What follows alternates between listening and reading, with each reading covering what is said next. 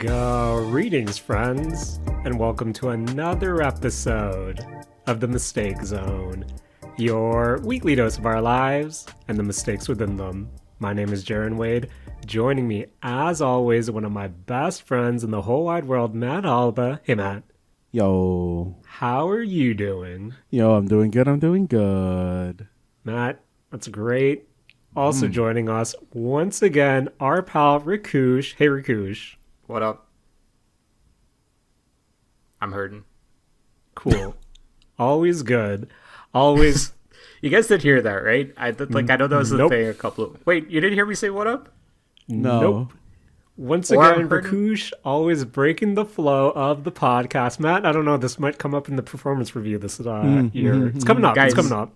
You guys just gave me an idea for like a video segment that we'll never do, right? I play Yakuza, but we can call it Rakuja. Rakuza. Like the Pokemon. Yep.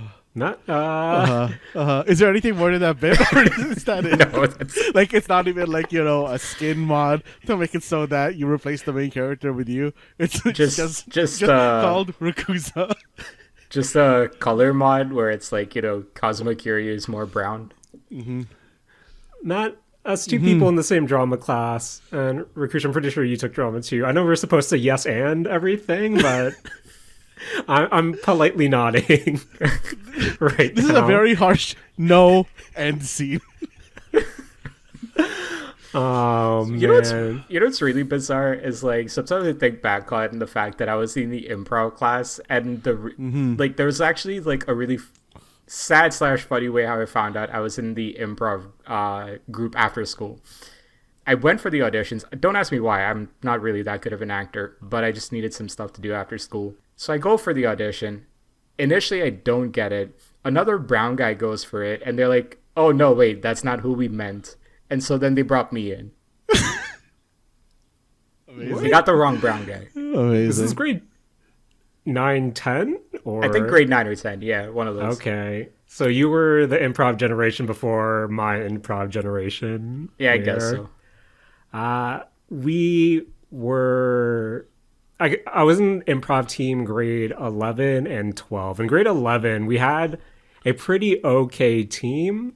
But then me, our pal, Steve, and 2 others, we got the improv club shut down because during one of the improv meetings, we didn't tell our teacher that we were going to DQ. He didn't know where we were. He got really mad and he canceled the improv club for that year. Damn. Matt, you might And- want to just bleep out the name. Was this Mr. No. Oh, weird. Oh. I thought it was him. So the year after in grade 12, don't mean to toot our own horn, team stacked. Like, compared to grade 11, blew the club out of the water. And, we came back. We were going to run it back, but I forget what happened. But our original teacher advisor dropped out because I believe he was also a sports teacher. And then momentarily, I believe Mr. took it over. But then by then, grade 12 things happened. And those are one of my many high school regrets that still plague me to this day. Jaren, did you do the play in grade 12? Where, like, if you're in drama class, you have to group up and do the plays? Jaren high school regret number... What regret would this be? Let's go 6. Taking grade 11 chem instead of continuing with my drama career in high school. Yeah, same. Because, again, not to toot our own horn, Matt, our grade 10 drama run. It was good. It was a good run. You guys... Good run, Matt. I don't know if I've ever mentioned this one other show, but you guys might remember this from grade 12, where I was in the drama class and we had to do, like, that whole presentation for whoever bought tickets. The musical, right? Yeah, not the musical. No. Oh. You just kind of grouped up with other people in the drama class and you just wrote, like, your own thing and Yeah, I remember. put on your own play. Yes, I do remember this. Yeah. So I was in one with 2 returning grade 12 guys, so they had already graduated, but they needed, or they were about to graduate. They needed some extra credits or something. So they came back. So I'm in a group with them. I'm in a group with another dude named Andrew. Awesome dude, actually. Very smart guy. So we did this whole thing about like, it's like a frosh house or something, frat house or something like that. My first scene was supposed to be me running into scene and standing on attention. And I'm supposed to be like a scrub, basically. Like, the guy that's like pushed around to do all the dirty work. So the play before me apparently like dropped some water on the edge, stage right or something like that, and they didn't clean it up. And Matt, based on that laugh, I think you might remember this one. So that was you. That was me. So Jaren, any embarrassments you have about to go right out the window with this one, okay? Because so as soon as my name is called, I run out, I slip on the wet patch, face plant on the stage. That's my entrance into the scene, okay? I have to just get up and play it cool, but brother, let me tell you, once everybody in the crowd just goes, ooh, like it's over. Like there's no playing it cool at that point. Yeah, fun times. Yeah. Oh man, that's all coming back to me. And I love that Matt knew this. I know story. Matt has to put into work with bleeping some names. We're not about doxing, but Matt, when we talk about drama class, one of my favorite memories, if it wasn't clear, me and Matt took the same grade 10 drama class, but I think for our end presentation or whatever we put together, it was either our final quote-unquote play or the second final one. And I remember there was a decision for our script where, Matt, I believe your character would always rhyme. And after we did our final presentation, there was this big, everyone's giving feedback. And I think the constructive criticism to our group was, we weren't sure why Matt was rhyming. But then Mr. came in with this big analysis of why he saw Matt's character rhyming. And, based on the family dynamics we were trying to put, it kind of made sense as a defense mechanism. And the whole time, me and Matt are just laughing to ourselves because, Matt, correct me if I'm wrong, the only reason your character was rhyming the whole time was because we thought it would be funny. I think it was that, and that one of the props we found was a red and white striped hat. And it was like the cat, right. and the cat in the hat. And the we're Dr. like, Seuss one? Yeah, the Dr. Seuss one. And we're like, oh, you know what? If I'm going to wear this, I should rhyme. Basic. Oh, my God. That's when we peaked, Matt. If we continued our drama journey in high school, maybe we would have been on stage with Rakush that night. Oh, man. And what if we were able to save our boy, and then this core memory would have been avoided? How much different would our lives have been? I feel like, honestly, the older I've gotten, the more I just laugh at that now, because, like, I'm 20-something years separated from it, but it's such a funny story to tell. Like, just face planting in front of, like, hundreds of people. Like, man. I really like that now. Even though I didn't know it was you at the time, I now just have a picture of you just hard eating it on stage in my head. It was like face first, like no exaggeration. Man. Also, I'm surprised you didn't know it was me, but it's funny that you knew the story. You just didn't know who it was. Oh, that's good. Oh my God. Yeah. It's great. We didn't know what we were going to start this episode with. I don't know if last week's was any indication. We're one step removed of those washed high school athletes who just can't let go and are reliving the tapes every night. I think the whole God. Our grade 10 drama class is, if I didn't, mess up my knee, I'd be in the NFL right now. Guy. Oh, man. Speaking about knees, Rakush, how are you so much older this week? What a segue. Fantastic segue, man. Great stuff. Guys, I took one squat and my right knee just started like hurting real bad to the point where I'm like, if I go any further, this is going to snap. Thankfully, no one called me old. Just Mother Nature called me old this time. Rakush? Jaren? It's not about how hard you're pushing, but how many reps you're doing at comfortable weight. Jaren, bro. Proper gym etiquette, Rakush. I did a whole foam roller for my knee, and I did the whole like thing, like loosened it up and everything. And that knee, first squat, was just barking. Damn. So bad. Knees are no joke. As the resident, I hurt my knee real bad guy. Right. No jokes, friends. No jokes. Even it still creeps up on you. I know. I think it was 2 years ago when mowing the lawn stepped in a pothole. Knee con wasn't really the same for the rest of the year, but with proper knee stretches on the daily, guys, we need to stretch more. Yeah.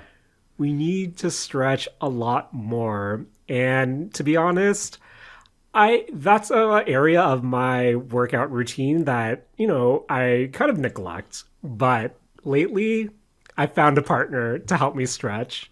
Hey. And that partner is our girl, Hatsune Miku, because, boys, I've been playing some fitness boxing featuring Hatsune Miku. Matt, the game that I wasn't even sure released, I think 6, 7, 8 months ago, has finally become part of my daily routine of sorts because, as I just said, not the best with stretching. And with fitness boxing featuring Hatsune Miku, granted, I haven't played any of the other fitness boxing variants, whether it be the normal one, the Fist of the North Star one, and I'm pretty sure there's probably another anime adjacent one out there. But me being the Miku simp that I am, had to get this together. And again, when I go to something like this, fitness boxing or a ring fit, I'm not doing this as a workout replacement, but this is mostly, I treat these games more so as a warm-up, just something to get my body moving, something to get the blood flowing. And even if they start each of their different workouts, because with fitness boxing, there's an option to do a daily workout, and then you have your free workouts and then some stretching, where even though you can start your daily workout with, 3-4 minute stretch, I still like to complement that with my actual dynamic stretching afterwards before my actual weight-based workout. So, Rakush, as you know as well, if you have your own workout routine, it starts to kind of get stagnant. You're only hitting the same body parts over and over again. So the moment you start a new exercise, a new stretch, not the best feeling. And boys, starting up fitness boxing featuring Hatsune Miku and doing the first warm-up stretch, I was hitting things that I wasn't used to. And again, these are really basic stretches, but it is trying to get your body to do different things. And the amount of grunts that my dog was listening in on probably was embarrassing. But after that, you get into the actual fitness boxing portion, which is, again, part, hey, you're getting some sort of basic cardio mixed with a rhythm game, hence the Hatsune Miku collaboration, where your trainer will be one of 4 Vocaloids, Miku being it, Rin, Len, and Luca as well are available. And, you just follow along to the different workouts they have each, and then you play a song that has its own kind of note chart that you go along with punches, hooks, jabs, uppercuts, dodges, etc. And I think playing this for 2 weeks now, one, it made me really long for the Switch 2 in that I'm curious how much better the tracking will be with a newer set of Joy-Cons, just because I don't know what it is, but the actual rhythm portion of fitness boxing is kind of wonky, where I'm not sure I'm getting the timing right. And it's one of those, I'm not sure which beats I'm supposed to hit when, you're playing a song, where, am I supposed to be going along with the drum beat, the guitar riffs, the vocals? And normally you can kind of figure that out really easily when you play a general rhythm game. But I think with fitness boxing, I just feel like the timing's weird and it doesn't have an actual calibration. You can fiddle with the sound delay or the video delay, but I still haven't been able to find the right settings to make it feel more comfortable. Mix in with the fact that it has one of my least favorite note highways, in that although the icons are scrolling up to the screen to get to the place where you're supposed to hit, it kind of goes on beat. So it's not moving, at a one rate or one pace. It's kind of stopping, going. So that also throws me off as well. Wouldn't that make it easier if it's like staying on beat, or am I just like misunderstanding that? You would think that, but again, Matt, I'm the type of person who maybe my brain's just attuned to Rock Band, to Guitar Hero, so I'm used to that steady note, and then once it crosses the note line, that's when I'm gonna hit. But with, I guess, fitness boxing, since with something like a uppercut or a right hook, you're doing the wind up and then the actual hit. So I'm also trying to mentally figure out, okay, when do I wind up and then when do I hit? If that kind of makes sense. Like what triggers the actual registration? I see. Mm-hmm. And then it's also one of those things where maybe I'm getting off base and I'm doing an uppercut, but that's still counting as a jab. I'm doing a right hook, that counts as uppercut. So, there's a fidelity thing, but at the same time, I just wish it was tuned a lot better. And it also made me think, if this was, say, on a VR headset, would it be, is that something that would be what I actually want? Because I think of the times, we played Beat Saber at your place, Matt, and for the most part, it did seem pretty fluid. And then here with the Joy-Cons, I don't know, it's just odd. Plus, I feel like in between songs, I'm always just like holding them flat on my palms to kind of recalibrate them, just because, again, it's weird. And I don't know how, but I feel like, maybe it's because this TV I'm looking up is also mounted. I'm looking up at it, and that kind of makes me want to punch towards it. And maybe I'm punching too high. That might not register it, but I don't know. It's odd, but I think just as a tool to help me just warm up, get the body moving, I think it's okay. Like, since this is a recent Hatsune Miku collab release, actually really impressed by the song track list. You still have a lot of the quote unquote classics, Our World Is Mine is there, Aliens there, Tio's there, but then also The Vampire was there, which I was really surprised at. So, all the hits are there. Plus, Matt, Rakush, once you finish your first workout of the day, your trainer congratulates you and asks you to high five or fist bump her, and that makes me feel really good. And that fist bump stamps the, your daily workout on the calendar, which I think is really good too. So Matt, I think that's the reason Jaren bought the game, not to work out, but so he could fist bump Hatsune Miku. I mean, is there any other reason you need to buy this game? It's like how in Japan, people buy tickets to go to a handshake event. That's like Jaren with this game.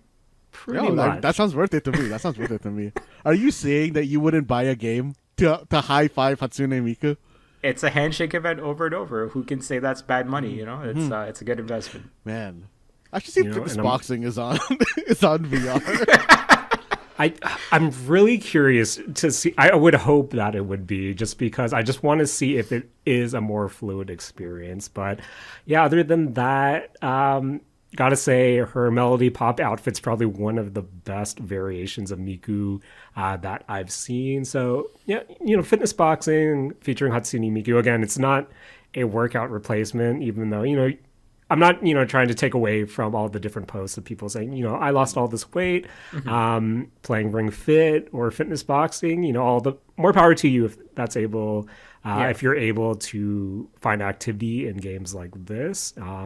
Any movement is better than none. But yeah, I think for me personally, it's more of a supplement. And as you guys have said, a reason for me to high five Hatsune Miku every day, so that makes me feel real good. Hatsune Miku VR is 50% off on Steam right now. I don't know what this temp is. It looks like a retro game. You have a VR headset. Mm-hmm.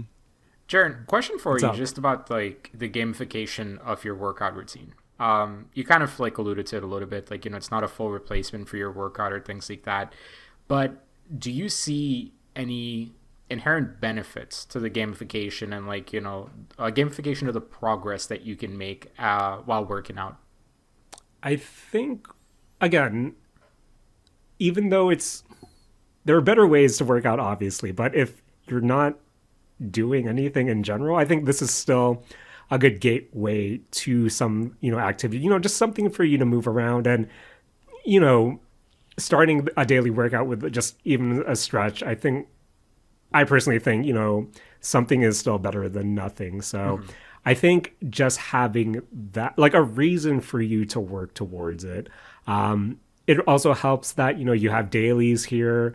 You have a calendar that shows how many days a week you kind of work out. And I don't know if it's one of we were talking to our pal Noel the other day and just about working out and how he was, trying to find a new workout routine that works best for him, where, he's less of a person that's about moving weights and more of a, hey, team activity. And that will force him to, work out. Where, as opposed for me personally, I'm all about, picking up stuff and putting them down.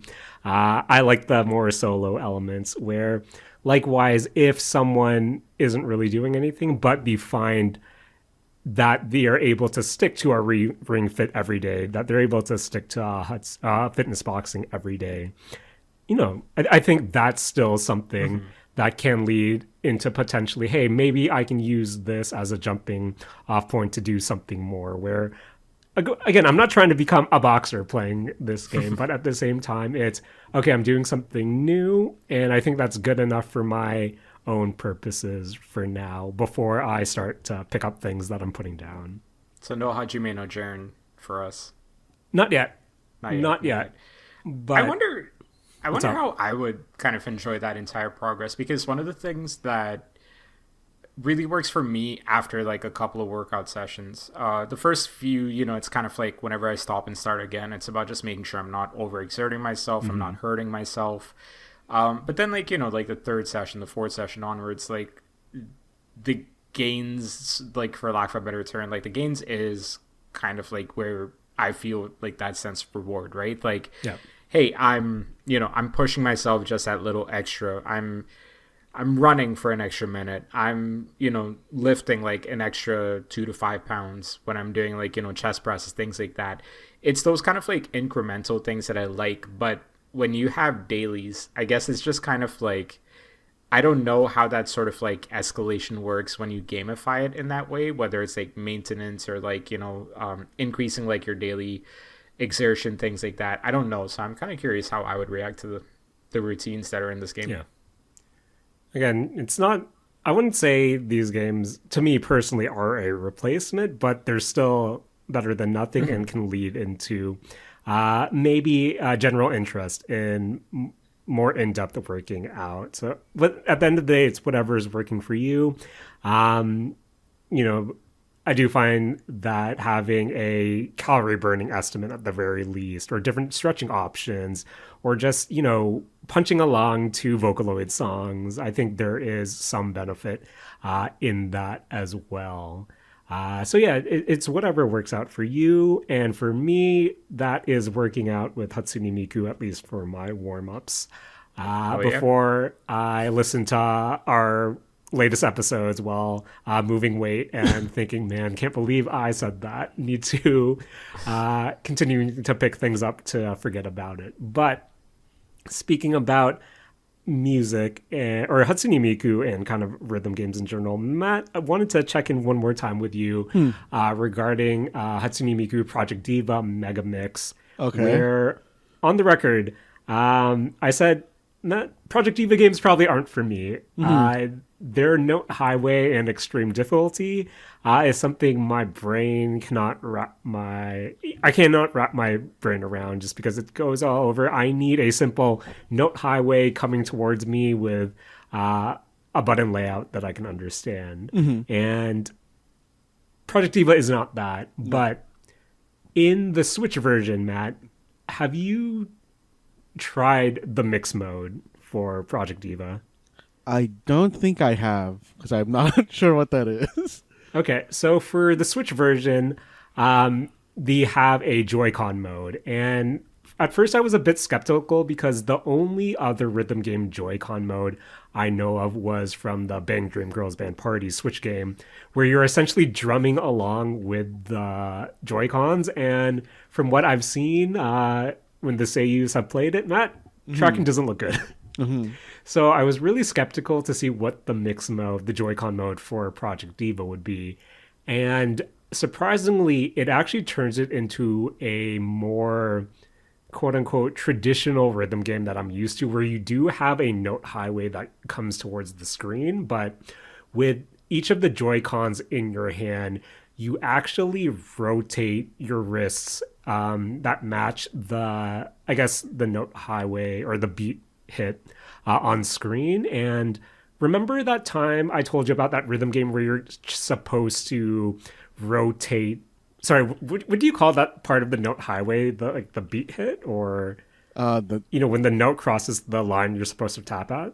I don't know. I always consider it in my head as it's a confirmation point, but I know Okay. there's an actual name. Yeah. So for the sake of our purposes, you actually have to move. You're essentially rotating the Joy-Cons to move the confirmation point to match up with the note scrolling towards the screen. And once you line it up with the note to the confirmation point, then you hit like one of the trigger buttons to hit the note. So I was actually surprised at essentially this baby mode in Project Diva, where while it's sort of a more traditional highway, I do like the fact that you're moving around the confirmation point to give it a little bit more just to give it more of that Project Diva flair, where of course you're not hitting the same batshit difficulties that you're used to with all the notes coming from every which direction, but to have a more casual Project Diva alternative for my old head, I really actually appreciated it. But again, boys, we gotta, after a song, gotta put down the Joy-Cons and do your wrist stretches, because I feel like by default, you have to hold your wrists palms up when you start. And after a really intensive song, doesn't really feel that great after. But Matt, is mixed mode something that you can see yourself at least getting a bit into? Jaren, I'm watching gameplay of mixed mode right now, and this actually looks way too intense for me. Really? Okay. Yeah. I think maybe I'm just watching like a very high difficulty version of it, which is why it looks very hard. But man, this looks rough. Oh no, I'm not touching the hard. Easy and normal for me, man. Easy and normal for me. But before we move on, boys, I have one more Miku update. If you look at my Switch, your play history with your last games, you have a box art for Fitness Boxing featuring Hatsune Miku, Hatsune Miku Project Diva, and then Fortnite, the latest Fortnite icon has Hatsune Miku in it because, boys, she finally came to Fortnite for Season 7, and it's Hatsune Miku in Fortnite.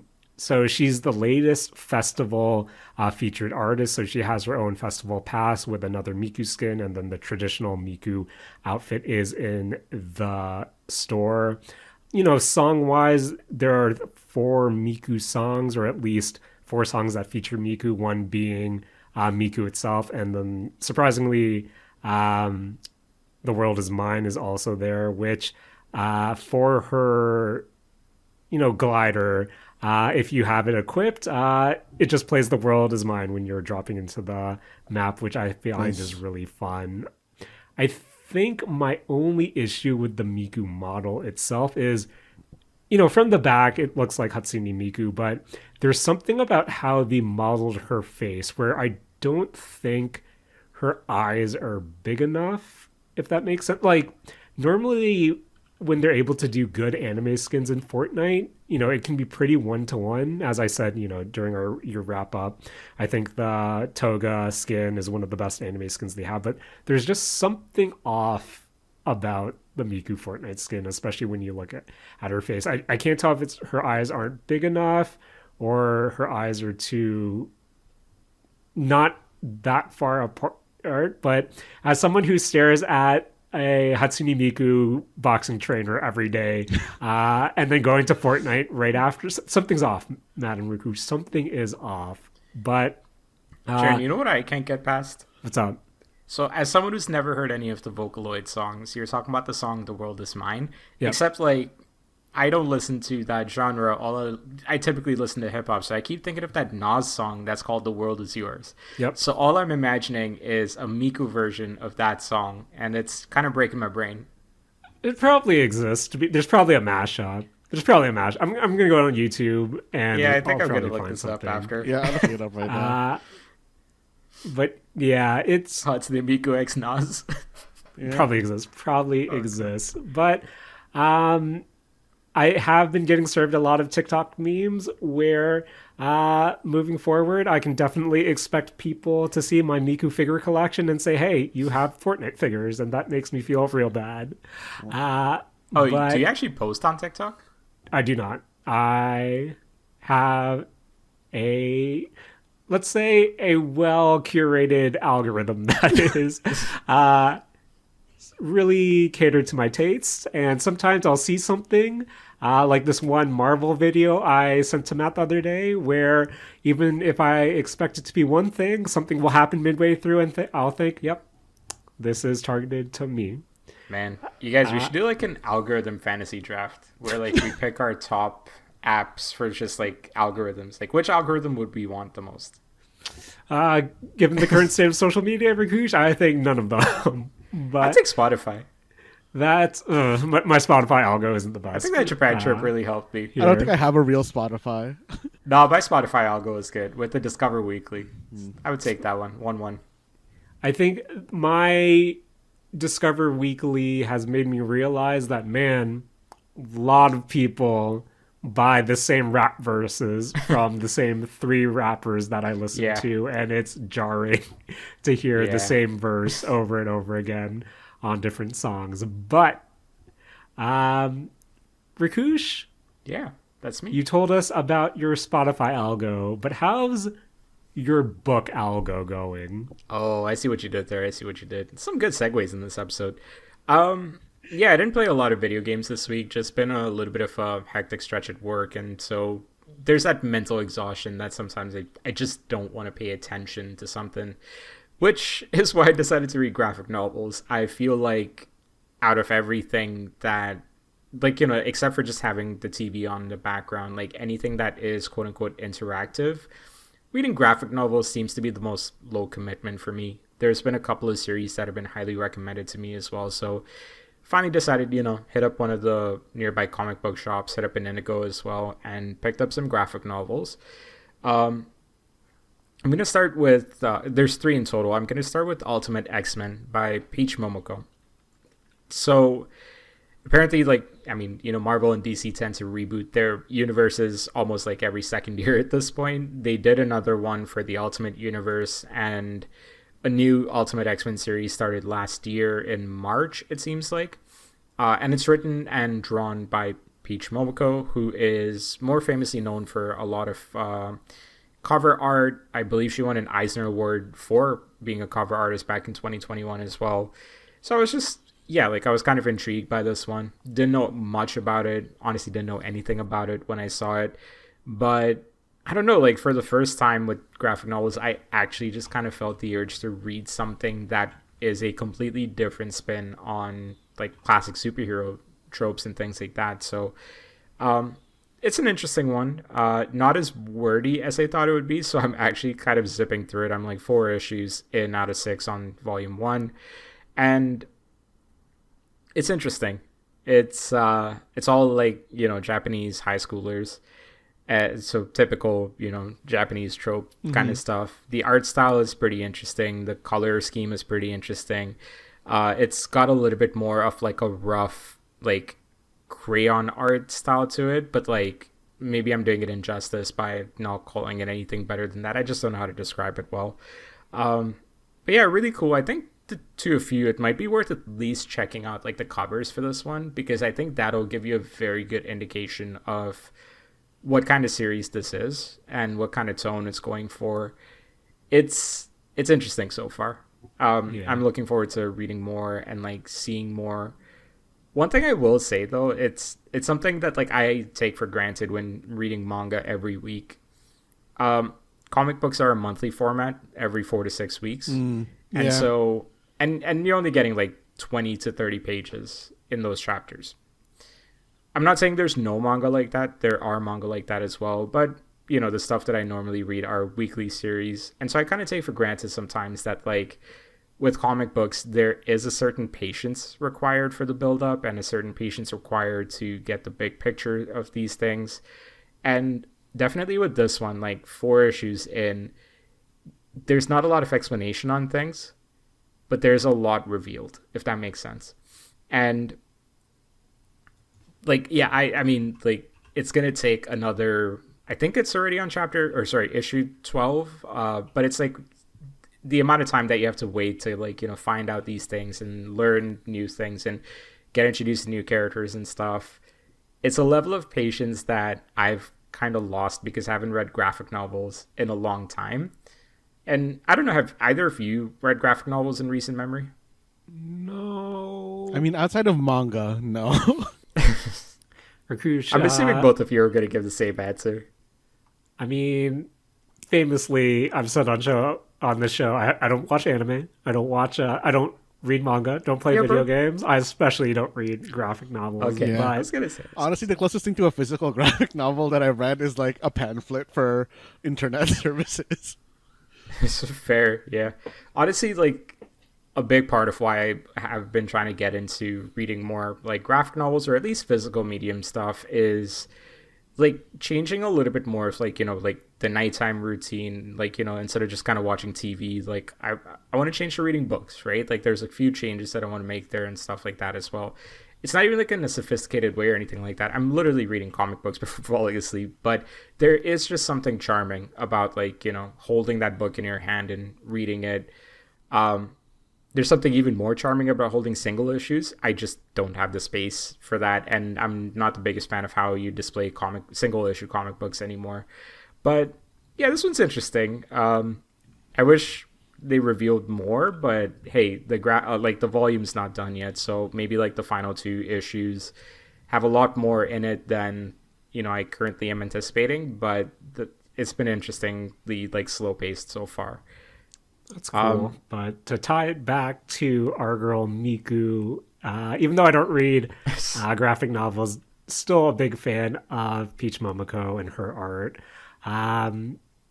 She recently, not really recently, but late last year did have a Magic the Gathering Secret Lair drop that Nice. I unfortunately missed out on. But Miku also had a few Secret Lair drops. So if someone has a extra Peach Momoko Secret Lair foil edition set that you want to trade for either the summer or the fall Hatsune Miku Secret Lair collabs, let me know. Looking for that. And You're finally using your platform with this podcast for all the the right wrong reasons. For the right reasons. Oh, yo, But Rakush, yeah, did you ever finish your what was the other graphic novel?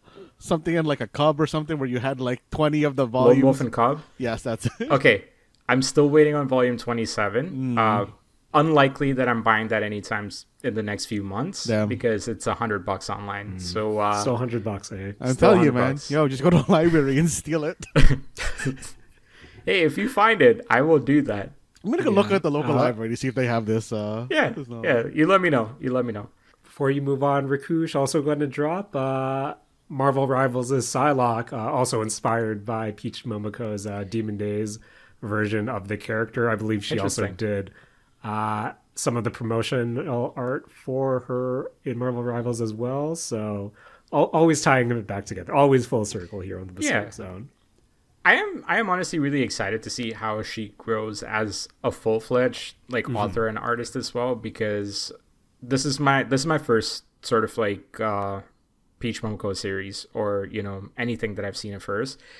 So it looks interesting. It looks unique. I think the most important thing is the uniqueness of it. I would love to see a little bit more of what she's doing.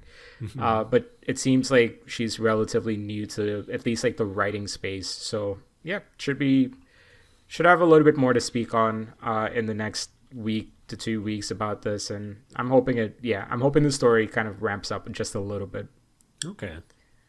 And then the other pair, and I will talk about these two together. It's written by an artist. I want to get his last name correct, but the two series that I'm looking at are Something's Killing the Children and World Tree.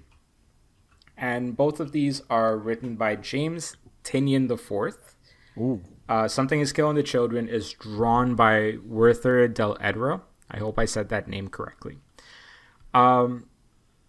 Super fascinating stuff, man. So Something is Killing the Children, got into it recently because just listening to another podcast, they were talking about some graphic novels.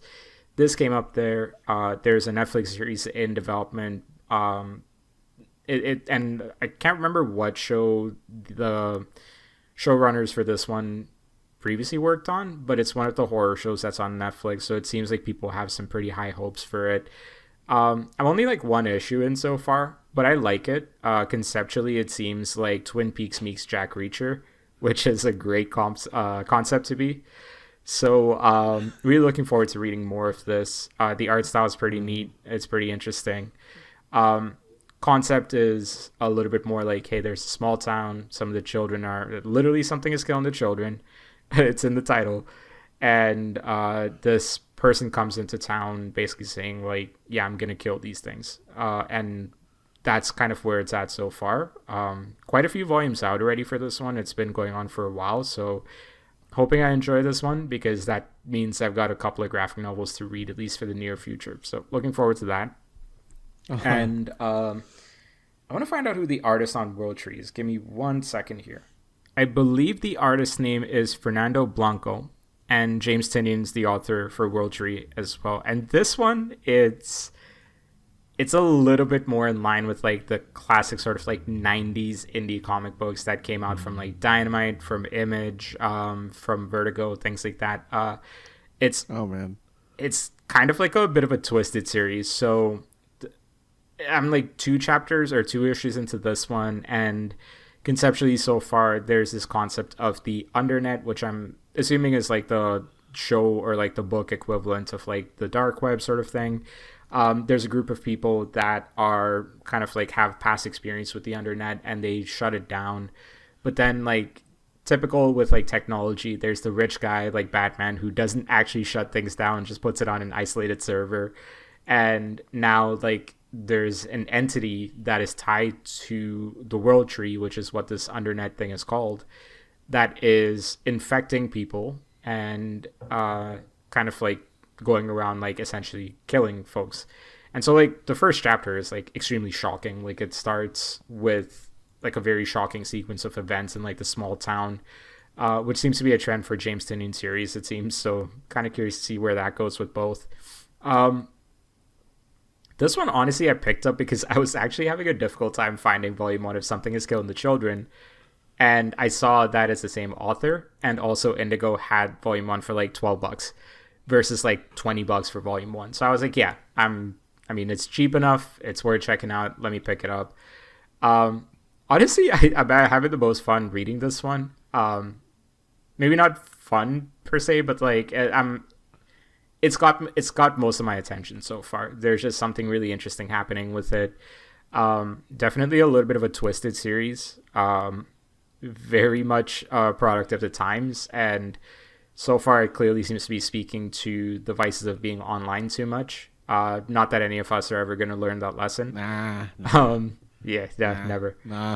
But yeah, World Tree, Something is Killing the Children, and Ultimate X-Men by Peach Momoko. Just been reading those. It's been interesting kind of getting back into it, and also getting back in the habit of reading them as well. But also like only reading like 1 issue a day, or like, you know, taking my time with reading these is kind of something I'm trying as well. Like I don't just want to kind of blaze through it. Like I actually want to take my time with it. So it's been interesting. Okay. Man. You sound well versed, Rakush. I mean, I used to work at a comic book shop, so yeah. Oh yeah. Fair. But speaking about reading, Matt, Uh-huh. how's the new Zenless Zone Zero update? Oh my god. There is so okay, look. You know what? I am all for, long-term games having their story. Yes. But I don't want to read about like nothing. I don't want to. There's so much text in this latest Zenless Zone Zero update that is so inconsequential, and I don't care. Oh man! And as someone who has his fair share of, following mobile gacha games and their live service nature, where, these games rely on a new event, a new side story, just a visual novel aspect every couple of weeks, the amount of padding that, gets essentially text crept onto a narrative Yeah. as a gacha game goes on. It's something I bring up constantly with Arkanites, where Matt, we're Arkanites now. This with the Zenless Zone Zero update, we got one new character in Astra and a bunch of different stories. Astra, Yeah. my bad.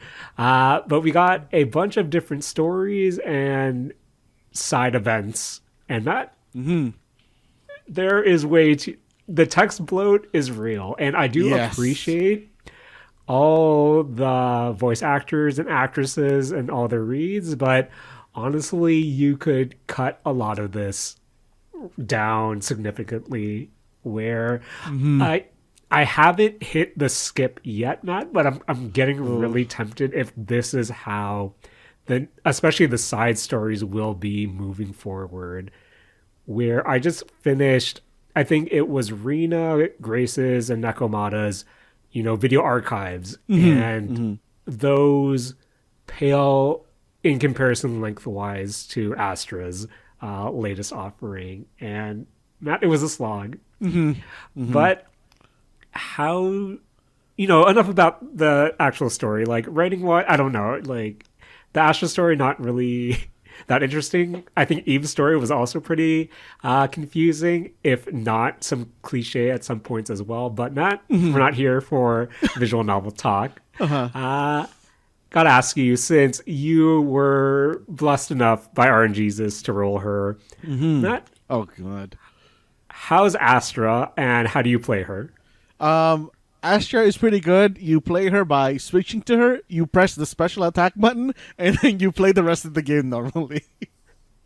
So you're saying she's essentially Caesar. I think she's even less than Caesar. She's even more in the background. She is very much honestly, just like a set it and forget it type character.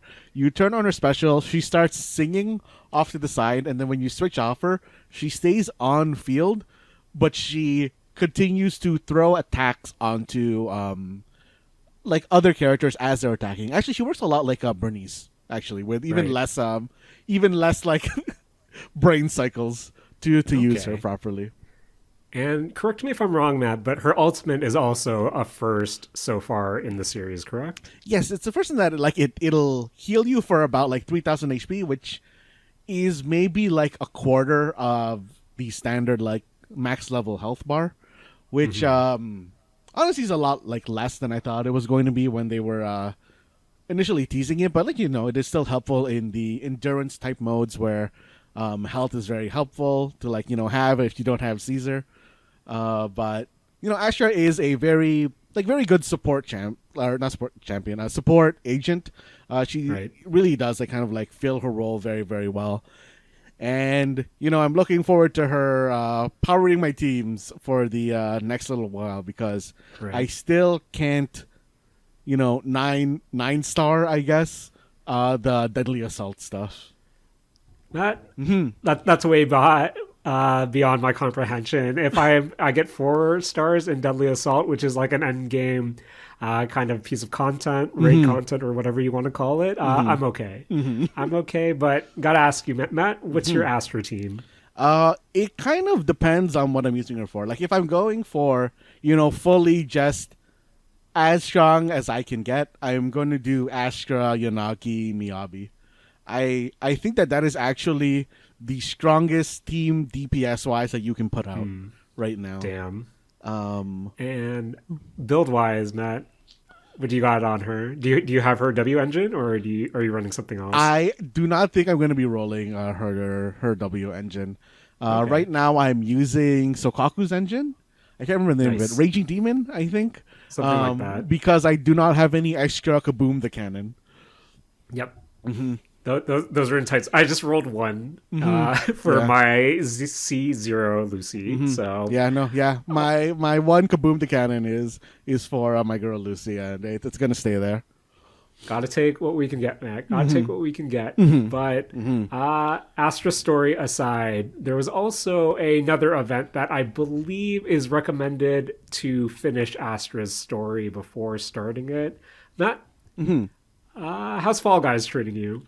The Fall Guys in this game is actually quite competent. I actually kind of like the gameplay, but I don't like it enough to want to continue playing Fall Guys. But Okay. I think as far as what it's trying to do, it is a very fun game mode. I am not good enough at the Fall Guys game where you kind of like hit the tile and then you're just trying to stay on the disappearing tiles as long as you can. Yes. I am not good enough at that game to compete in it. So after I think my first 3 losses, whenever I roll that minigame, I just jump off for the points. So, as someone who doesn't want to read a lot of text, Matt, can you explain the event rollout for Zero Guys right now, and how easy is it to get poly? Because Matt, I'm 23 rolls away from our girl Astra, and I badly need those. So the event itself kind of works like, hey, the backstory is, hey, there is a Bang Boo beauty competition almost for who gets to light their equivalent of the lantern for in-game Chinese New Year, Okay. equivalent. And they obviously have to do it through a beauty competition, and the beauty competition is basically, hey, you're gonna do some side mission stuff outside of the beauty competition to get costumes for your Bang Boo. Then you go dress your Bang Boo up into a particular set of clothing, and then you do basically bust the groove as the beauty Amazing. competition. Except it's not as beat focused. You just mash the entry in as quick as you can, and that part isn't too bad in and of itself. But that part, getting the costumes for that is so heavily story bloated that is the part that really bothers me. Because I think that event has more text than the actual Astra story. Which Matt, the Astra story has a lot of text. the Astra story has a lot of text, but at least it's moving the main plot sort of forward. The Bang Boo competition has so much text, and it's basically just, hey, what does Astra think? Being a celebrity, or being stylish, or being cool, or being whatever the outfit's adjective modifier is. Which honestly, I don't need that. Yeah. Matt, is this did you hit the skip button? I hit the skip. No. You know what? Okay. I didn't hit the skip button because there's no skip button for this text. So I was just mashing through it. And just reading as quick as I could. I don't know what it is, Matt. I don't know what it is, but it sounds so appealing. Matt, how's 2048? 2048 is 2048. That has far less text. It's basically just people, begging for money in essence, which is okay, it's a good goof. 2048 is 2048. If you play 2048, it's 2048, but with a mutator here or there. It's press this button and you double your points for the next match, or once you get to 32, you get a multiplier and stuff like that. It is very it's basically just 2048 with a couple bells and whistles added to it. It is nothing too crazy. It's competent enough, which I appreciate, and as you said, text is on the lower side, so that's definitely something I've been doing. few more points that I want to kind of get your thoughts on. Yes. Mm-hmm. During the Astra event, we were able to play Eve a bit. Yes. Matt, are you rolling Eve? I do not think so. Okay. Initially, I wasn't going to roll Eve, or I wanted to roll Eve, but like, it's very good that I got to play her in this event. But I think that Eve's playstyle itself is just not my style.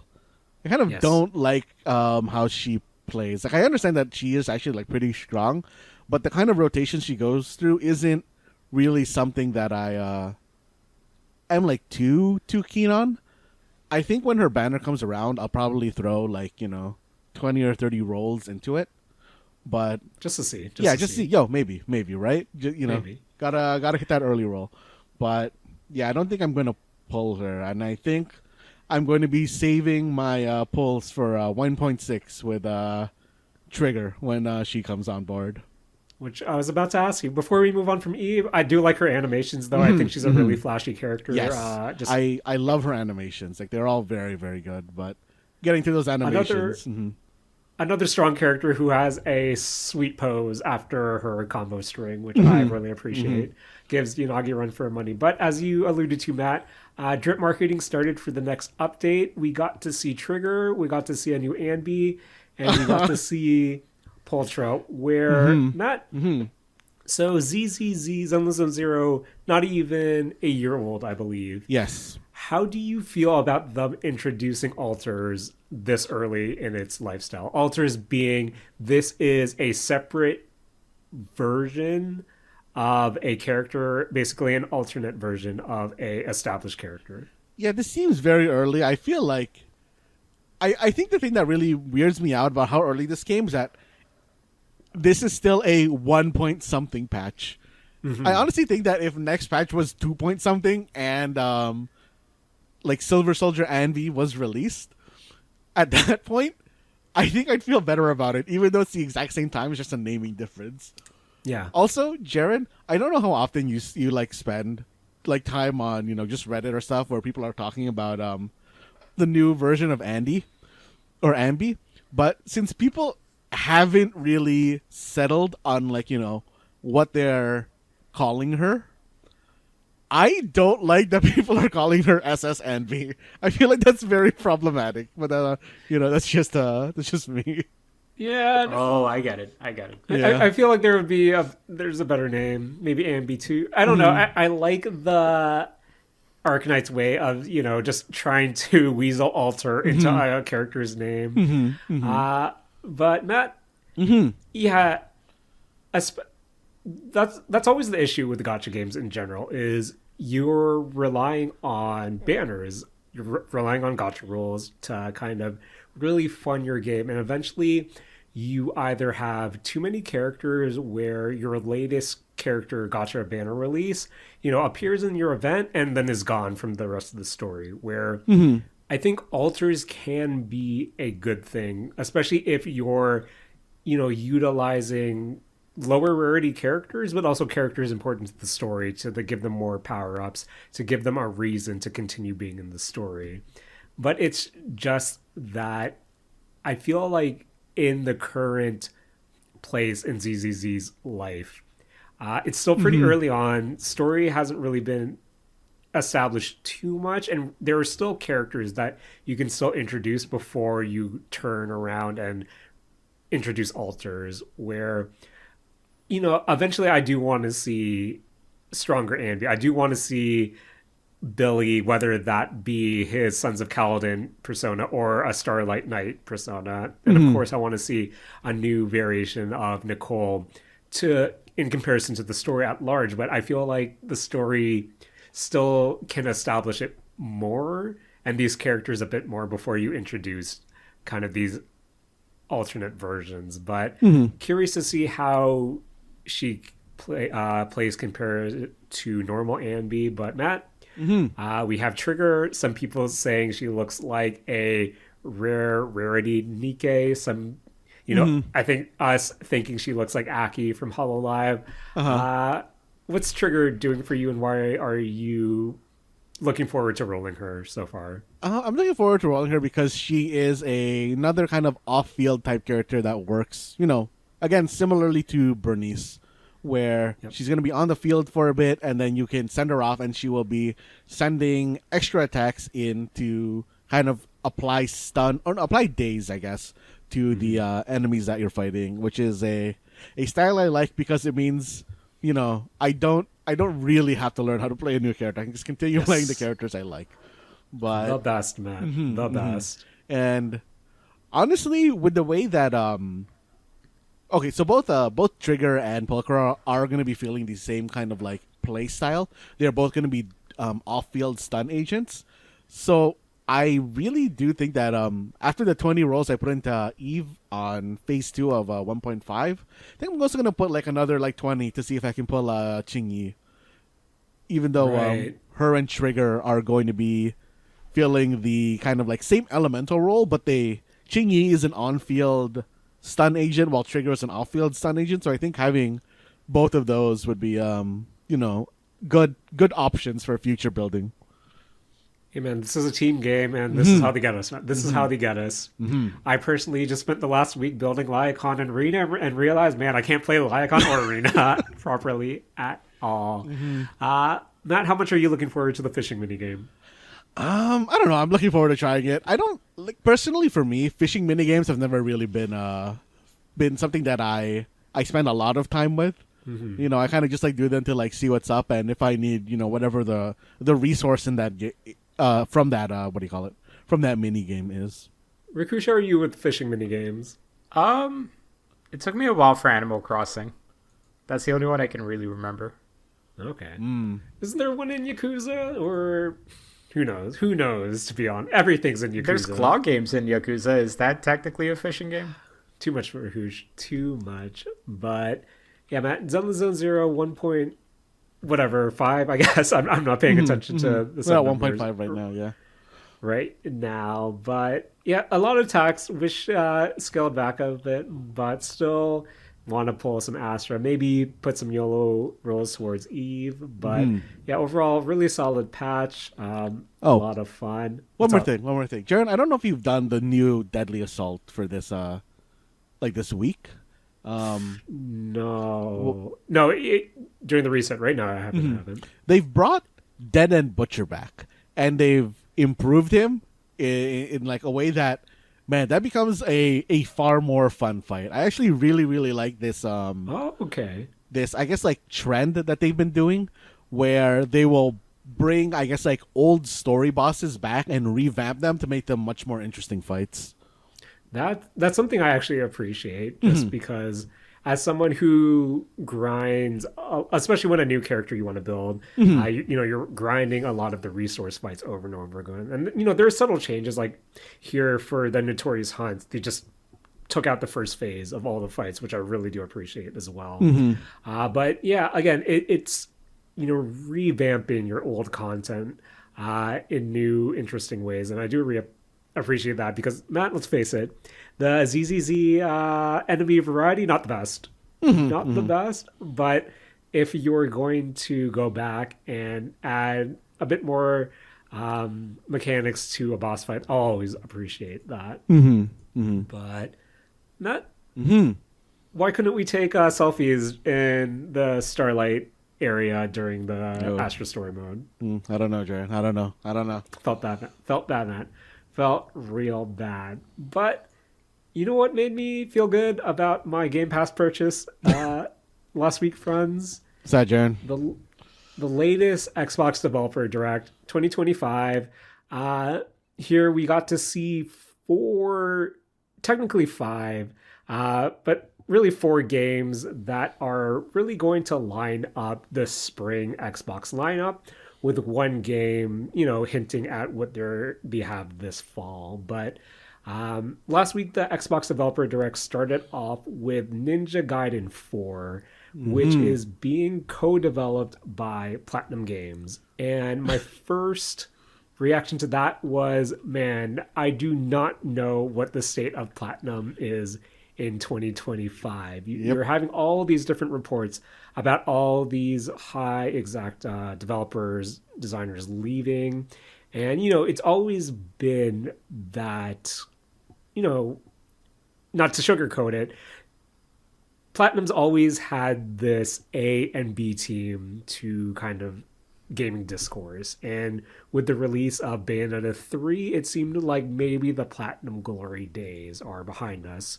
So to see Ninja Gaiden come back with a new numbered installment, to have Platinum on board and for it to look like a Metal Gear Revengeance sequel or spiritual successor, it's it's pretty wild to look at in action. Where did the Ninja Gaiden 4 trailer do anything for you guys? Personally, for me, I was very interested in it. It looks like Jaren, the fact that like the main character is basically a ninja that controls blood and he has one black wing is such a edgy like 2010 aesthetic that I was Yes. really really into it. Even though Sorry, uh-huh sorry. uh-huh A character that has one black wing. one black angel wing. On the other side, like where you would expect the other wing to come out, it's just like shooting. It's just like squirting blood, like a blood geyser coming out of this guy, and and he attacks with like blood as his like ability. Isn't that just Sephiroth? It's Minus the blood? and he's like dressed as a ninja, so it's just it's different Sephiroth. I got it. Ninja Sephiroth. Actually, to be honest, the outfit that he has kind of looks more like like one winged version Cloud in Kingdom Hearts when he has like the face muffler or like the scarf covering his face, and it was like, also red, so it's really playing into that like blood look. It kind of reminds me of that. Interesting. But yeah, I immediately was sold on the Ninja Gaiden 4 trailer. I'll admit it, not really a big Ninja Gaiden fan, especially, again, growing up with, looking at the reception to the Ninja Gaiden games. Matt, Rakush, would you say that the reputation behind the Ninja Gaiden games then was kind of what the From games are today, in that this is the difficult game of whatever that time period was. Absolutely. To be honest, that scared me away from those games, so I never played the early Ninja Gaiden games. But looking at it now, I want to play them. Yeah. To see like how they actually are. Matt, you've become the resident action game guy, which does Ninja Gaiden 2 Black, which is now available on Xbox and Game Pass, do anything for you? It does. I really do want to play that. And when they like did the whole "and it's on Game Pass today" type thing, I was like, oh, nice. I should reactivate my Game Pass. I will also download that to check it out. I wonder if those games are actually difficult or if it's just like a product of its time. Because I do feel like games definitely did get easier with like the PS3 generation on. I guess me and Matt will report back if we end up downloading this on Game Pass. But yeah, Ninja Gaiden 4, I think it does tickle everything I do like from a character action game. If this is maybe a return to form for whatever Platinum is now, even all the better. I think what threw me off the most, again, as someone who is not versed at all in the Ninja Gaiden games, from what I remember stylistically, that looked more, I don't want to say traditional Japanese, but there was a theme to it that was definitely not the Neo Tokyo cyber adjacent aesthetic that the Ninja Gaiden 4 trailer is presenting. So I'm also curious how this relates to the overall arcing narrative, because again, different aesthetic than what I'm used to, but looking forward to it, especially if Platinum is attached, because Platinum will always have a soft spot in my heart. So this is currently scheduled for fall 2025. And then moving on, we got to see more of South of Midnight, which again, when this was shown off, around E3 season, something that I was really looking forward to, and to see a more in-depth look here. One, I was really surprised at how much more of a character action game it seems to be presenting itself as, where, this is from Compulsion Games, which brought us We Happy Few, and I forget that one other game that they released beforehand, but those were not a character. Those weren't character action games. So I'm really curious to see how this plays when it does come to Xbox on April 8th. But Matt, I asked you this when the trailer first dropped, when this game debuted, and Rakush, I also wanted to get your thoughts on it too. How, now that we've seen this more in action, how do you guys really feel now about the Spider-Verse frame rate, whatever is going on here? And even though you can toggle it on and off, do you feel like presenting it this way is doing the game a disservice in terms of promotion? I think for me, I really, really think that it is a huge mistake to show that off in the trailers. Especially with the fact that, until I did more research afterwards, I didn't know that that was a toggleable effect.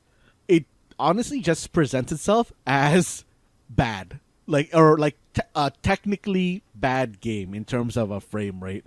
And I think it only works for Spider-Verse because it's a movie. I think if you show that off in a game, it makes you look like incapable of creating a game that can run at a stable frame rate. And I think it's just like a really strange idea to make that even like a gimmick in the game to begin with. Yeah, like I'm thinking back when the Spider-Verse suits were put into the Spider-Man games, the recent Insomniac Spider-Man games, and how that was such kind of a novelty. And I do understand trying to explore different aesthetics and visual styles for your game, but it's gaming to me personally exists in this weird bubble, especially now where it is this, a lot of onus is put on performance and just a game's how it runs. And even though this is a stylistic choice, just seeing the reception of, I thought the game just ran poorly, which, as someone who is looking forward to playing South of Midnight, that is kind of discouraging, where how many people will kind of not check this out just because of how the frame rate looks. Even though it's performing well, people might just look at the trailer and say, "Oh, that's not running well for me," which again is a shame, because from the trailer that they did show on the developer direct, I think it does look cool. Again, it's more of a character action game than I was expecting, so that's exciting. And just in general, you have, at least for me personally, I really don't see a lot of games that have this, New Orleans, South, swampy setting, which is also, just something different. And just all the different characters, enemies, even some of the environments look really cool. But yeah, it's in the back of my mind of, I don't know, I don't know about this, guys. Where again, as you said, that works for Spider-Verse because it's a movie. I'm not sure if it's there for a game, especially in such a, just how discourse around game performance is right now. But I think, like, Jaren, you kind of alluded to it a little bit with the Spider-Verse costumes in the Spider-Man 2 game, right? And like how they kind of worked in the capacity of like a 60 FPS game, or like, a higher FPS game. The rest of the world, still the same frame rate, right? Like 60 or 120. It's just the suit itself had certain animations to it, stylistic, that made it like, whatever 30 frames or 24, whatever the frames per seconds was. I think with what I've seen in this trailer so far, it's actually kind of interesting. Like, it reminds me a little bit of it's going for that stop motion vibe a little bit from the looks of it. A little bit like Coraline, the movie from like the mid 2000s. It does look interesting. There's not enough gameplay in there for me to be able to say without a shadow of a doubt that like it's gonna work or it's not gonna work. I would definitely like to see a little bit more of just how this frame rate works when you're moving as a stop-start character, right? Like when you're just holding the analog stick up and moving, how does it look? I think that's kind of a little bit more of what I want to see. Maybe there is footage of this that I can watch at the end of this. So during the actual developer showcase itself, I feel like I only noticed the stop motion kind of look during cinematic sequences. When they were showing the actual gameplay, it looked like it was like flowing at a normal frame rate, which is like really weird, which is why I thought that the cinematics were just like, chugging. Sure, yeah. So yeah, I think like I'll look into it a little bit more, and like I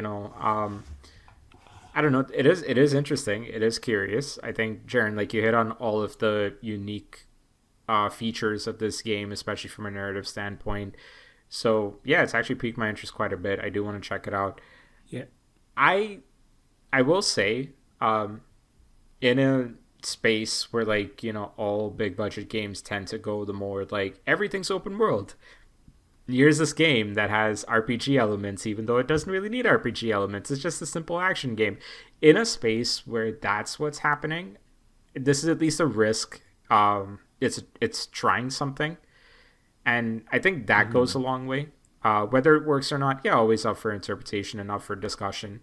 But if that stylistic choice is what they went with, I respect the hell out of it. Why not? Yeah, and I think from what I need to dig deep on it. I think it's a toggleable for the gameplay, but I think for cinematics, it's that's just the style that they wanted to go. So, yeah, want to see that in action when it comes April 8th, but also coming April 24th, just a few weeks later, another trailer or a more in-depth look for another debut trailer from that E3 season that really made an impression on us. Clair Obscur Expedition 33 launching April 24th, 2005. Matt, we live in a post Metaphor Fantasia world where don't know if big beefy boy JRPGs are for us, but Matt, how are you feeling, especially with a bit of a more in-depth look towards Expedition 33 now that you might be staring your RPG morality in the mirror a bit harder? I'm kind of like two minds here, Jaren, because honestly, like, it is still a turn-based RPG, and that is not only not doing anything for me, I think it's like doing negatives for me. Even though they are, kind of touting, hey, this is our like, I think they were calling it the reactive turn-based RPG system or battle system or something like that. The battle system does, while it is turn-based, it does work a lot. Like, I think I've seen a lot of comparisons to Super Mario RPG, where you are kind of like doing, hey, timed hits or something equivalent when you are, performing your attacks or performing defenses. To be honest, to me, it reminds me a lot of, I don't know if you guys played Legend of Dragoon, but it reminds me a lot of Legend of Dragoon in terms of how the battle system is working. But honestly, the world that they've like weaved here looks very interesting, and I want to experience it, but I don't want to play this game. But I want to make choices in this game, Jared, because it seems like it's a kind of game where, like, it'll be fun to make choices. Yeah, we during the deeper dive, we got to see more of the characters, the actual story, what the artist is actually doing to this world when she resets it, essentially. And I feel like all that is hitting the right parts of my brain where this is definitely a story I want to explore. As you said, the turn-based battles just look so frantic enough, so interactive that also tickles my fancy. But at the same time, if it's anything like I'm expecting, I'm staring at a 30, 40, 50 hour RPG, and I don't know if I can do it. But game looks gorgeous. And the overworld stuff is also interesting, where if it's on Game Pass, I should take a look at it. But again, I don't know if RPGs for me are for me now in 2025. I mean, but it being on Game Pass, like I know I said I wanted to play, like Ninja Gaiden, like soon, but South of Midnight going to be April 8th. This game, I think you're about to say, or I think you said already, April 24th. Yep. And then, like, just going ahead a little bit, like, Doom is going to be May 15th. Like, I think I am definitely, sometime in May or June going to activate that Game Pass, or maybe, like, even April, and, like, go through all these games. Because, all of these games look really, really good. And, that brought us to the quote unquote main event. Boys got more of a look at Doom, the Dark Ages, and that. I mentioned Caesar and her parries. I didn't really mention her parries when we talked about ZZZ, but Matt, you know how much I love me a good parry. And seeing the parries once again in Doom, the Dark Ages. Matt, how'd you like the Doom, the Dark Ages trailer that we showed off? I mean, it looks very clunky in a good way. Like there's a lot of like heft to everything. I mean, like I never really got that. I don't think I played the second new Doom, and I never finished the first Doom. Like when they like redid all of it, but I think I am going to be giving this one a try because it does look a lot slower in a good way, which I'm kind of looking forward to because I do remember that the thing that kind of turned me off the second Doom remake is how frantic it looked whenever I saw somebody playing it. Where one thing that these showed off was the difficulty sliders and how you can really tune the difficulty to your liking. The thing that popped up the most to me was, that parry window and how you can adjust it to be more strict or more loose. Where when you guys see in-depth difficulty sliders like that, does that do anything for you? Or, as a player positive? Or does it also bring up the, does that take away the onus from developers to properly balance the game? What are you guys feeling when you see a difficulty, in-depth difficulty sliders like that? I mean, personally, I am a fan of this kind of difficulty slider because I think personally, like my favorite kind of like harder difficulty, instead of it being, oh, hey, the enemies have like more HP and you do less damage to them. Like my favorite kind has always been you do the exact same amount of damage and enemies just do like way more to you. Right. But like, enemies are still as, I guess, like fragile or, as solid as they've always been. The onus is just on you yourself to make less mistakes rather than you to like, make less mistakes in more time, I guess, for lack of a better way to say it. But like the kind of thing where you can choose what becomes more difficult is a very, very like good system, I think, because it reminds me a lot of like I think Hades has something like that when you're choosing your heat for your run, or even idols in what was Super Giant's game, like their first one. I can't remember the name right Bastion. now. Bastion, yes, the idols and stuff in Bastion. I think they were called idols. Yeah, something like that. But yeah, I know, or like the skulls in Halo, and yeah. I think like this is my favorite kind of like creating your own difficulty, especially in terms of also the accessibility options. Again, going back to that parry window is something that maybe you do want a harder challenge from the AI, but you also want your tools to work a bit more in your favor. And, something like that is pretty interesting to me. Yeah. Where I think the only thing that my quote unquote worry is, do I actually want to sit down and not only go through all these sliders, but actually test them out and then go back to kind of, readjust them better to my liking. But Rakush, does, the rolling difficulty sliders like this do anything for you? I'm of like two minds on this. I always like playing the games on easy mode nowadays because I'm a 35-year-old baby. I don't want stress with my video games. I just want to play it on easy mode. So from a personal standpoint, yeah, like difficulty sliders are cool. Donkey had a pretty interesting video game Donkey YouTuber had an interesting video a couple of years back talking about just like difficulty sliders and how like these games have these adjustments in place just to allow more accessibility. But the reality is that the developers likely building the game with one difficulty in mind and then adding the sliders in, right? So having kind of like that default difficulty being the only difficulty is to me the most confident game developing decision to make, where it's like if you're playing like a Bloodborne, for example, that game that's the difficulty. You got New Game Plus, all that stuff, sure, but like the base game, that's your difficulty, right? Like to me, yeah, like I'm of two minds there, where it's like I see the value in like as a game developer sticking to your convictions on the difficulty, but as someone that's just looking for like relaxing experiences and just kind of like killing some time, yeah, the difficulty slider's great.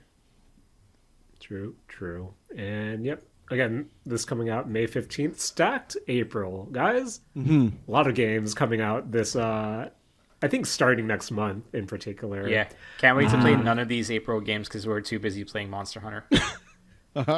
But yeah, that was the Xbox Developer Direct, or at least the most recent one. Overall, really, for me, really good showing. A lot of the games really, not a lot, all the games really did something for me and really making me glad that I still have that Game Pass subscription, but it is ending, I think a few days after Doom comes out. So, got to speed run that, boys. Got to speed run that. But another Beefy Boy episode this week once again. But of course, our episodes aren't done just yet. Matt, correct me if I'm wrong. Are you up this week? Yes, it is me. Okay. So Matt, please challenge us again this week. All right. So, as always, we're going to be doing a Don't Match Me challenge here on the Mistake Zone. And as always, the rules are that I'm going to ask 5 questions and I'm going to provide 5 answers. Your goal as the listener is to give a answer to my question that does not match my answer. Of course, that is the standard difficulty. If you want to play on a harder mode, you can not only try to not match me, but you can also try to not match my co-host as well. And, remember, this is a podcast, so if you need more time to think of an answer, just pause us, because we'll be right there on the other end of that play button. You guys, I was very surprised by Ninja Gaiden showing up on the Xbox Developer Direct. So, initially, I wanted to write a ninja-based Don't Match Me. But it was honestly very hard to come up with questions at the medium difficulty for me. Right. So, I pivoted into a Ninja Turtles based Don't Match Me. Okay. Yeah, All right. So, get ready for my Teenage Mutant Ninja Turtles Don't Match Me challenge. Question 1, I think it's a very obvious one. Of course. Name any Ninja Turtles video game. Oh, that's actually not the question I was expecting. All right, 1 second. No, the question you're asking, Rakush, I bet, is my last question. But, yeah, just name any Ninja Turtles video game. And I'm going to say, mention the year for the Ninja Turtles video game, because I found when I was researching this question, a lot of Ninja Turtles games are just called Teenage Mutant Ninja Turtles. Yeah. And they're like, hey, this is the, whatever year version. If you're going down that route. So, name that game in 3, 2, 1. I'm going with the one that made me cry as a child. The 1989 Nintendo Entertainment System Teenage Mutant Ninja Turtles. Classic. Classic. I went with one of the more recent offerings with Teenage Mutant Ninja Turtles Splintered Fate, a.k.a. Teenage Mutant Ninja Turtles Hades. Ooh. I'm going with the 1991 DOS release, Teenage Mutant Ninja Turtles Manhattan Missions. Ooh, that is a cut. Surprised none of us went with, what was it, Turtles in Time? Turtles in Time, yes. Because I thought that would be too obvious. Classic. All right. Going over to question number 2. Name any villain in the Teenage Mutant Ninja Turtles franchise. Just any one of their villains. Okay. So, name that villain in 3, 2, 1. I'm going with that little weirdo, Krang. Oh, good. Interesting. Classic. I went, speaking about, once again, I went a bit more recent. From Teenage Mutant Ninja Turtles Mutant Mayhem, I went with the Ice Cube voiced Superfly. Hey. And I'm going to go with old classic, except for a specific reason. I'm going to go with Shredder from the movie Ninja Turtles 3, specifically because he was played by Kevin Nash, if I remember correctly.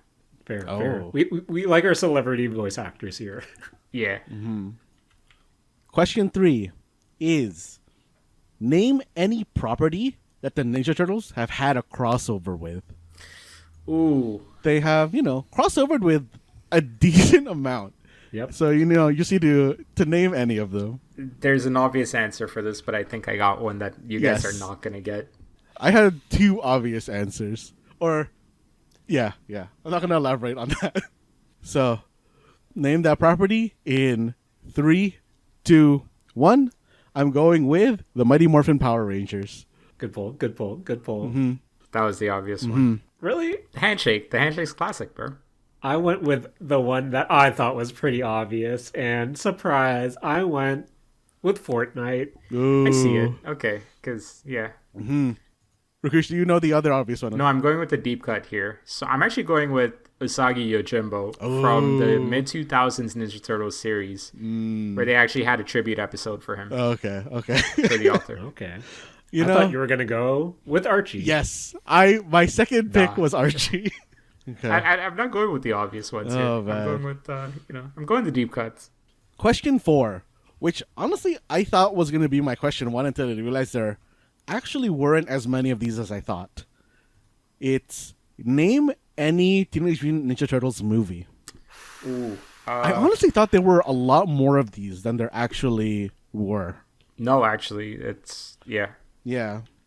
Name that movie in 3, 2, 1. I'm going with Teenage Mutant Ninja Turtles 2014, the one where they looked really, really weird. 2014? Okay. Yeah, the one where they they tried to make a realistic looking Teenage Mutant Ninja Turtle, and it was treated very The badly. one with Megan Fox, right? Is that 2014 or is that 2007? Because Not 24. Pretty sure it's 2014. Maybe there was 2. I picked the 2014. I know there was 2 of them. Maybe 2014 was the second one. no, you might be right. Oh, the mic. Yeah, okay. I know which one this is. Okay. Yeah. The movie is so bad it doesn't even pop up when you Google search it.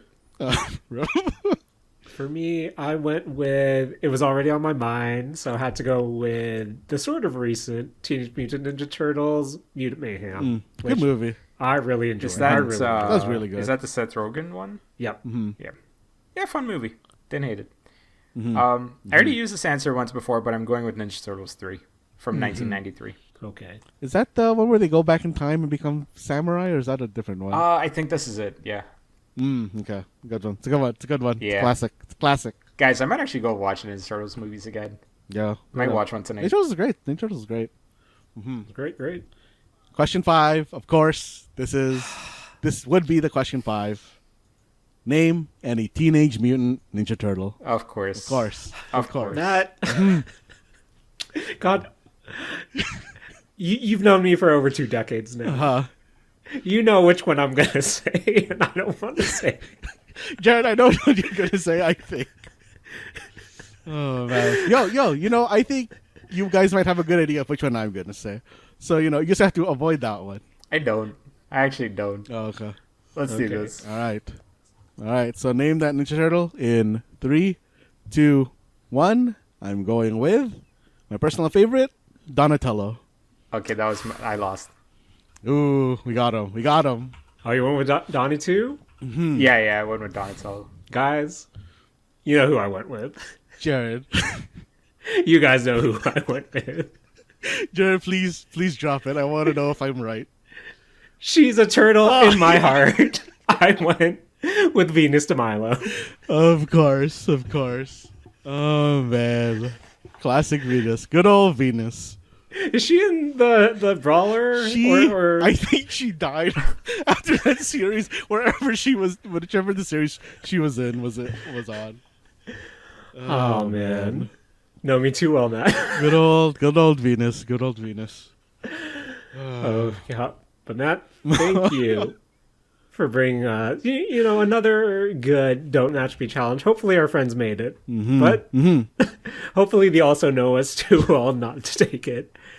But that was another beefy boy episode of the Mistake Zone this week. As always, gotta thank my best friend Matt Alva for joining me this week and also editing this podcast. Thanks, man. I want to thank you, Jaren. Why do you correct yourself from fine podcast to just podcast? Well, you know, sometimes Let's be sometimes you honest. have to. Let's be honest. Sometimes you have to. Sometimes you have to. You know what's funny? I completely forgot that you guys were gonna talk about the Xbox Direct. So when we like finished up, with all of the stuff, it was like an hour 5, and I'm like, wow, this actually might be a quick episode. And then Jaren's like, Nope. guys, Xbox Direct, and I was like, all right, let me just check things on my phone.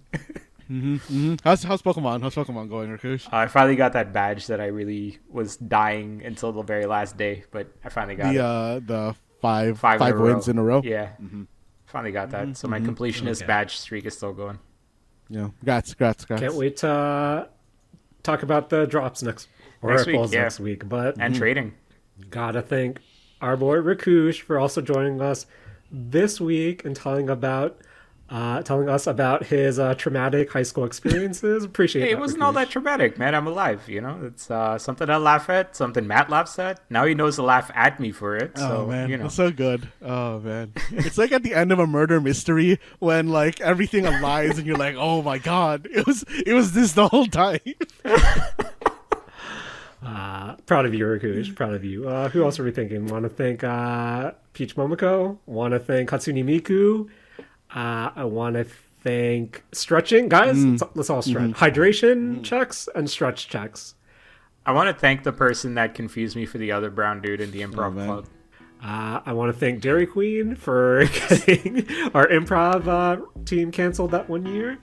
And let's do some wrist exercises because Hey, we've yo. been on the PC for a long Hey, time. yo. But while I do that, Matt, please take it away.